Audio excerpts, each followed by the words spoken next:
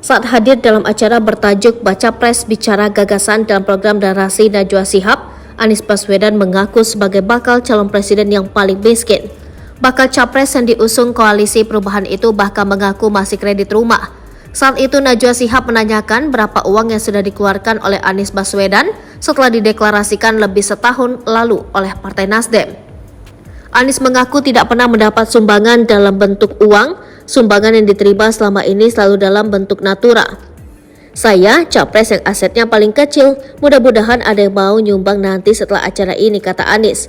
Mantan Gubernur DKI Jakarta itu kemudian menuturkan sejak awal dia tidak pernah mengajukan diri atau mencalonkan diri kepada partai untuk mengusungnya. Yang terjadi adalah partai yang justru melamarnya untuk menjadi bakal calon presiden. Anies kemudian menjelaskan selama ini dia mendapat dukungan dari sejumlah pengusaha. Bantuan itu berupa pinjaman rumah untuk posko dan mobil operasional. Biaya operasional dibantu oleh beberapa perusahaan menengah. Anies juga mengaku memiliki lebih dari 600 kelompok relawan yang siap mendukungnya. Jadi ketika saya datang ke sebuah daerah, maka relawan setempat yang menyiapkan semuanya termasuk akomodasi.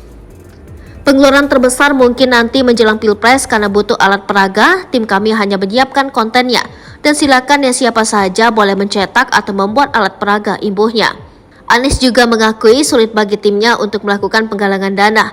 Pasalnya banyak perusahaan, terutama perusahaan besar yang takut membantunya. Menurutnya ada beberapa perusahaan yang membantunya namun harus berujung pemeriksaan oleh aparat terkait.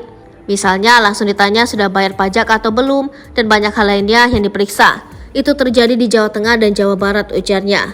Mengutip laporan harta kekayaan pejabat negara tahun 2023, Najwa Shihab mengungkap kekayaan Anies Baswedan sebesar 11,19 miliar rupiah.